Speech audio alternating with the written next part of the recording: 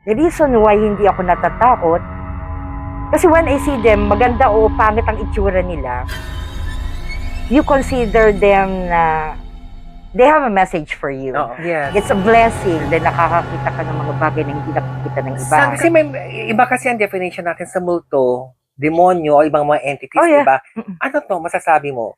Mentally, kailangan tanggapin mo because it's a Ito gift. na. Oo. It's a gift. Mm.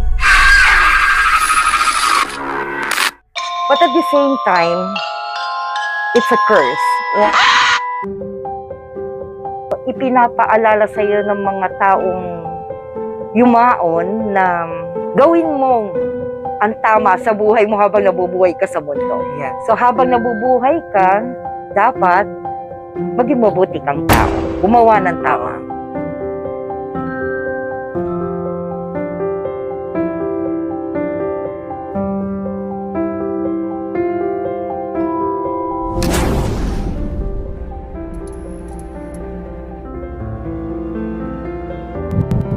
Welcome to DNA. Isang kababalaghan na kwento ngayon ang ating pag-uusapan, pero lumaban siya sa mga multong hinaharap niya. We have a special guest. Itatago natin siya sa pangalang Corazon. Hello, Corazon! Hello, Miss Don Dupaya. Nagpapasalamat naman ako at nabigyan mo kami ng oras ngayon kasi ngayon ka lang talaga nagpa-interview sa mga multong nakikita mo sa loob ng bahay niyo. O mahirap, hindi kita matanggihan. Mm-hmm. Miss Don Dupaya pa, hindi ko matanggihan. Tuhan mo naman kami kung kailan ba nagsimula, nagpapakita ito sa bahay niyo pa mismo. I think I was 25 years old. O ano, kamusta ang encounter mo? Yung mother ko, she kept on telling me, kailangan akong ingatan. And then, a friend of hers sabi, merong bantay ang anak mo. Mm-mm. Which I didn't believe. Pero hindi mo ba napansin na parang wala kang naramdaman nung kabataan mo, pero 25 years old, parang too late na ata nagparamdam sa loob ng bahay ninyo? Yan, matapang lang ako. Okay. Regardless kung may ilaw o walang ilaw, I feel very, very strong. Mhm. And if there are yung tinatawag natin na kaluskos na naririnig sa loob ng bahay, I just ignore it. Ano yung encounter mo dun sa multo na yun? Sa bahay namin, Mhm. we live in a place na bago lang kaming nakatira sa isang subdivision. And I was outside. And our house is located near a vacant plot. Just magkatabi lang siya. Mm-mm. And may nakita akong nakasombrero wherein ang bakod namin mataas. Mm-mm. Akala ko magnanakaw. My dog was beside me while I was standing. At nakita ko siya at sumigaw ako, magnanakaw ka, no? Oo. Akong ganun. So, hindi gumagalaw. Oo. And then, naramdaman ko hindi na ako makakilos. Parang nag-freeze ang mga paa ko. Even the dog stopped barking. Pero nakatingin siya sa bakod. Okay. And then, naramdam ko hindi siya kumikilos. Tumakbo ko. Pagtakbo ko, umiiyak ako. Okay. Sabi kong ganun, may nakita ako. So, puntahan sila doon. And what they saw nothing. Oo. So, nag-absorb sa mind ko. From then on, I tried to ignore it. Mm-hmm. Sabi ko, guni-guni lang yun. Oo. But later on, gradually, as years goes by, habang natutulog ako, may dumadaan na shadow sa loob ng room ko. Okay. But I just ignore it. Ang Mm. sabi ko lang, wag niyo ako ini-istorbo, I'm tired. Pero may sinabihan ka ba dito? Meron, pero people just listen. Okay. They don't ask many more questions about it. And then later on, hanggang sa panaginip, nakikita ko sila up to a point na, including in my dreams. Okay. Nakikita ko sila, nagigising ako humihikbi. Sa panaginip, most of the time, just lately, naramdaman ko nagkakatotoo. Oo. And people who are near death, napapanaginipan ko sila. At para pangitain. Yes, and people who ask for help or maybe they call my name while in the midst of pain, napapanaginipan ko sila. Oo. And then later on, few days, ang nangyayari, something happens. Ano itsura ng taong to o yung multong to? Wala siyang muka. Matangkad ba? Matangkad siya, na lalaking payat with a hat. Oo.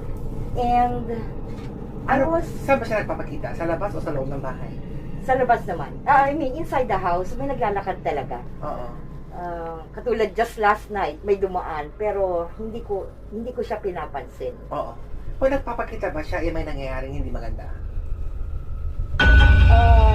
Yung mga taong nakikita ko na hindi nakikita ng iba, they are angels para sa akin. Okay. Kasi they give me warning. Mm-mm. Parang mag-ingat ka sa taong to. Mm-mm. Or parang may message na sinasabi. But sometimes, they tell the messages through my dreams. Ay, okay. Oo. So, doon ko nararamdaman yung pain, yung emotional trauma nila.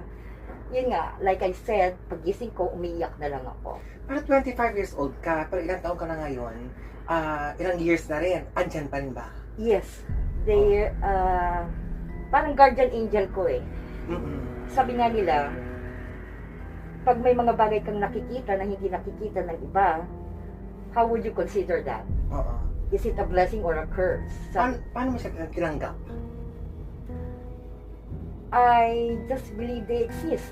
Mm-mm. Ganun lang. I just think that apart from us na nasa mundong ito, alam ko nandiyan lang sila sa paligid. Oo. Ano yung na-encounter mo sa bahay niyo? Na sa tingin mo ba iisa lang siya o meron pang iba? Souls of my departed family. Uh-huh. Like for example, there's one incident, nakukunan ko yung inarrange kong flowers behind my back, and then the camera was in front kasi tatalikod ako para malaman ko yung kumaayos. And then nung paglingon kong ganun, nag-click yung camera. Mm-mm. When I told that story to someone, sabi sa akin, baka automatic. Anong camera to? Cellphone? Cellphone. So, ibig sabihin, bago lang to? Na-experience? 2 years ago. Oo. And then, yun na nga, nag-click. I saw myself. Someone took a picture. Mm-mm. So, I ignore it. Sabi ko lang, I'm fixing your flowers. Huwag mo akong takutin. Oo. The worst one was when my partner died. He was in the hospital.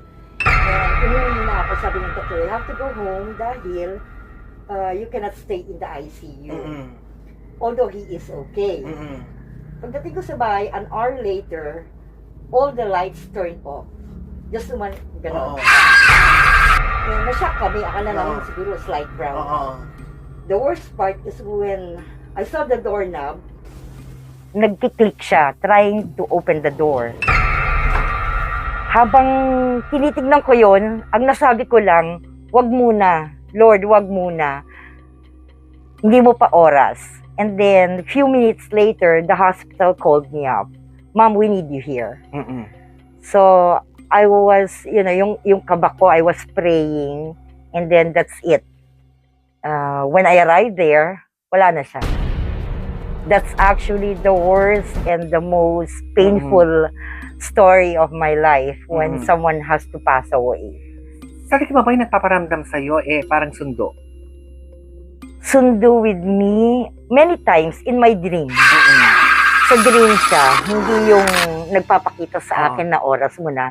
In my dream kasi, maraming times na isinasama ako ng mga mahal ko sa buhay. But later on, sa dream ko, sasabihin ko, teka muna, nakalimutan ko yung bag ko. Teka muna, kakain muna ako. And then paglingon ko, nakaalis na pala siya. Okay. So, sabi ko, Lord, siguro hindi ko pa oras. Ano pa mga ibang kapabalaghan na nagpaparamdam sa'yo sa loob ng bahay ninyo? Sabi mo kasi yung lalaki, di ba? So, ano pang ibang nilalang na There's nakatira doon? this black woman with a very long hair who's wearing all black na mahabang dress. She just walked past by. Actually, it's not just me ang nakakita sa kanya. Meron pang ibang tao sa bahay na nakakakita.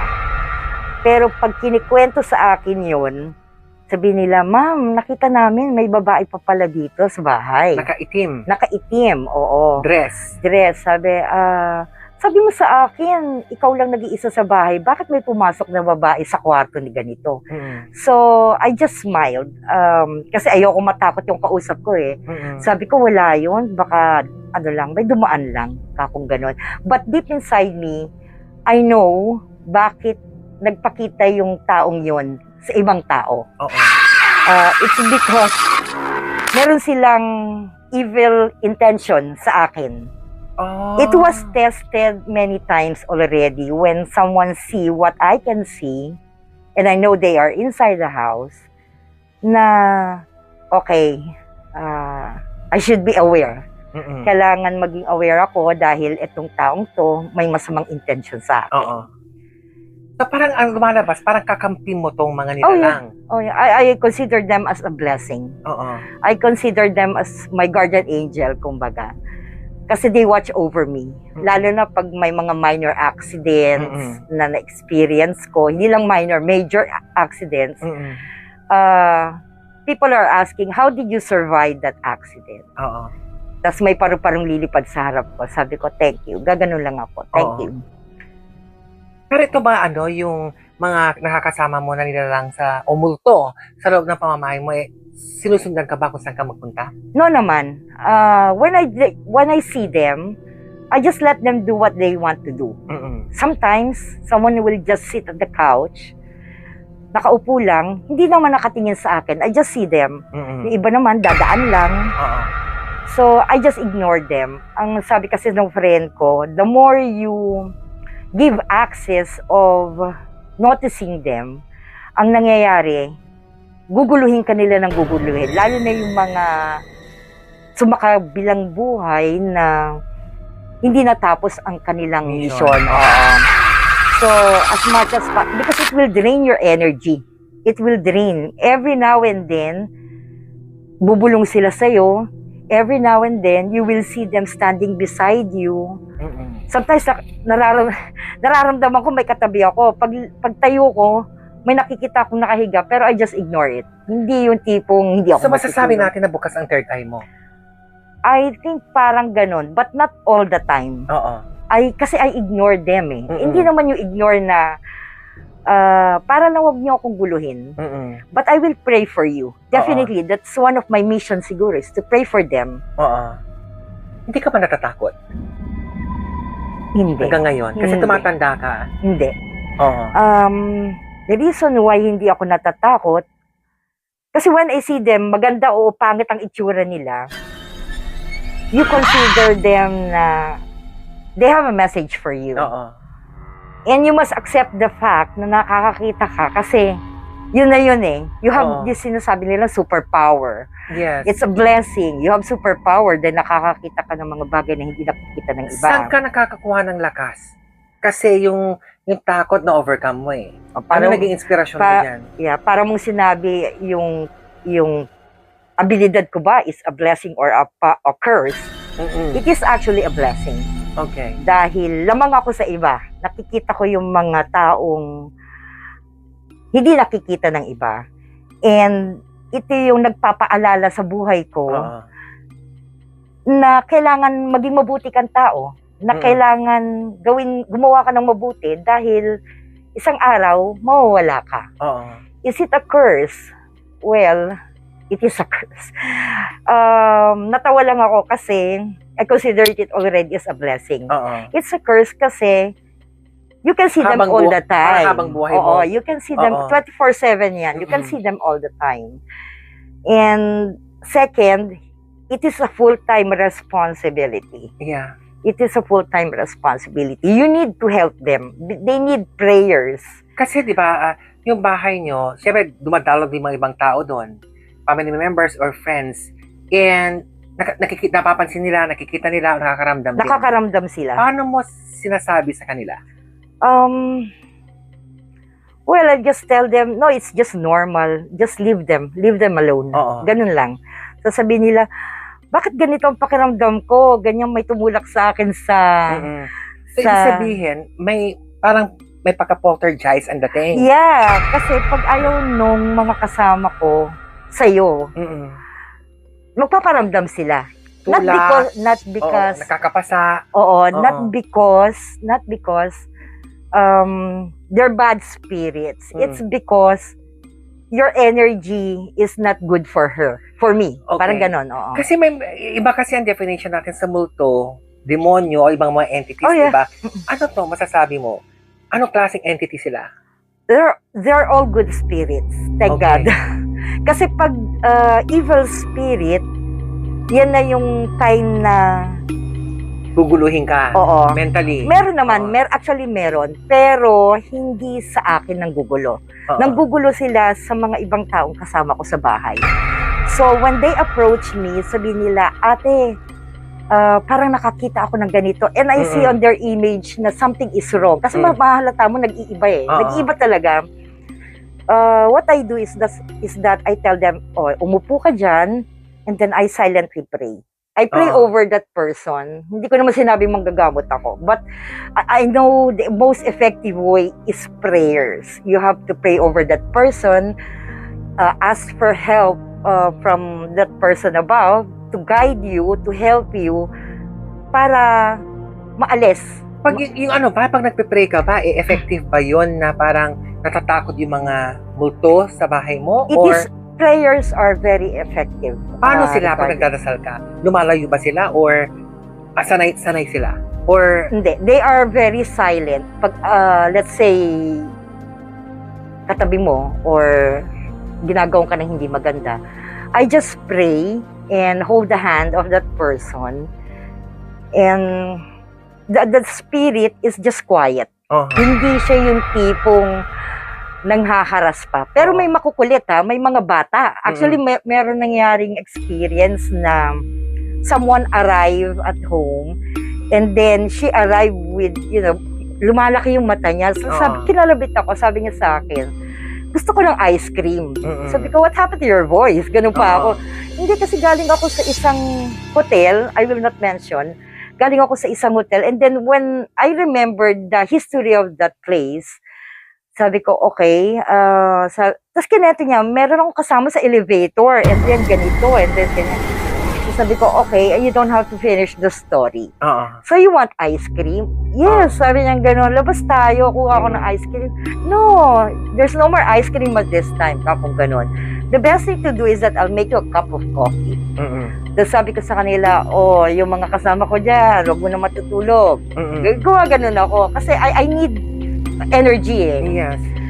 So, after that, it took us hanggang madaling araw na I was praying, I was silent, and I said to her sister, don't leave your sister alone. Ang tanong ko ngayon, no, until now ba, di ba nagpaparamdam sila sa'yo? Yes. Anong oras? Walang oras. Pagkising mo sa umaga, andyan sila? Actually, hindi ako natutulog eh. Sabi ko nga sa'yo, it could be a curse because it's 24/7. They're there. But when I'm working, they give me signs. They help me. Pag nagsusulat ako, parang merong mga paramdam. Could be through music. May words na kailangan kong maalala about them. Yung parang, sindihan mo naman kami ng kandila. Bigyan mo naman kami ng dasal. Pero ang nagpaparamdam sa'yo, yung mga multo na hindi mo kilala, pero yung mga yumaong relatives mo or kamag-anak, walang paramdam sa'yo? Meron din. Mostly sila. Yung mga hindi ko kilala, na passers-by lang, hindi naman sila magulo. Hindi sila nanggugulo. Pero yung iba na lamig sa aircon mo yung iba, yung mga loved ones ko, they're always in my dream. Kumbaga nagpaparamdam sila, they bring forth memories na or reminders na we're watching over you. Yung mga hindi ko kilala ay hindi ko naman ini-ignore. Sandali lang ha. Okay, hindi ko na. Okay, let me continue. Meron ka bang naramdaman dito? Actually, pagpasok ko, meron. Takot ako sa video mo. Oo. Hindi. Actually, meron. Pagpasok, hindi pa ako nakakatungtong lagpas ng pintuan mo. Meron, but I just ignore it. Naramdaman lang, but Oo. I didn't see it. Good or bad? It's good. Mhm. Someone is watching us. Oo. Pero, parang kinikilabutan tuloy ako. Oo. So, actually, I have goosebumps. Ah. Pero, anyway, let's continue. Oo. So ngayon, anong naman maipapayo mo sa mga tulad mo nakakakita na minsan iba takot ang umiiral. Pero iba naman, paano to i-accept? Kasi parang, para naman yung iba, okay, yung mensahe mo naman sa tao na. Well, mentally, kailangan tanggapin mo. Because it's a gift. Oo. It's a gift. Mm-mm. But, and it's a blessing.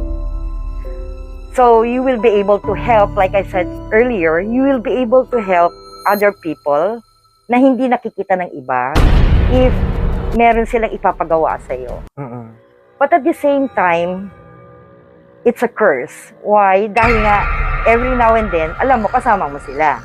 Mm-mm.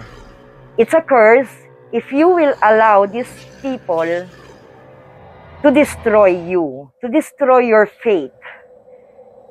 So, ang masasabi ko lang, if you have a very strong faith in God, kasi that's the only thing that helped me recover from fear, you will surpass all of yung nakakatakot na ano. Wow. Do your responsibility. You have a choice. Yung choice mo hindi dapat sa negative na masisira ang buhay mo because of this one. Although, psychologically speaking, it could be stress, depression, kaya ka nakakakita, nakakaramdam, nakakarinig. Definitely, on one side of it, totoo yun. But then, you pray. Mm-mm. You just pray. The power of prayers talaga. Power ng prayers is really, really effective. You pray. Mm. You ask for guidance. And you pray for these people. Blessing dahil, yun nga, sinabi ko, ipinapaalala sa iyo ng mga taong yumaon na gawin mo ang tama sa buhay mo habang nabubuhay ka sa mundo. Yes. Oo. Because one day, you will go. You will say goodbye. Mm-mm. Even without knowing it. Mm-mm. So, habang nabubuhay ka, dapat maging mabuti kang tao. Gumawa ng tama. Ang ganda naman ng mensahe mo. Okay, na parang wag matakot. Accept Yes. that they exist. Yes. And, kumbaga, deserve din nila respeto. Oh, yes. Diba? Oh, yes. Definitely. At They saka, need prayers. They need prayers. Oo. Oo. Yun lang yun. Mhm. Alam mo, kinikilabutan ako. Ngayon? Nakakatakot. And then there are other stories, but hindi na kailangan sabihin lahat. Kasi nga, as long as you've done your job, you pray for them, at hindi ka na nila ginugulo, you've done your mission. Yeah. Okay. Maraming salamat, Corazon, sa Thank you. oras mo. Thank you all. At saka pagbabalik mo, meron tayong Halloween special pa, magbabalik sa Corazon at marami pang magkwento. Okay. Thank you so much and see you soon. Okay, see you soon. Thank you, Miss Don Dupaya. And God bless you. Showbiz updates, latest gossip na yan. Pagsusuri ng buhay, mga kwento ng tagumpay. Tutok na sa atin. Alam mo, kinikilabutan ako. Ngayon? Nakakatakot. And then there are other stories, but hindi na kailangan sabihin lahat. Kasi nga, as long as you've done your job, you pray for them, at hindi ka na nila ginugulo, you've done your mission.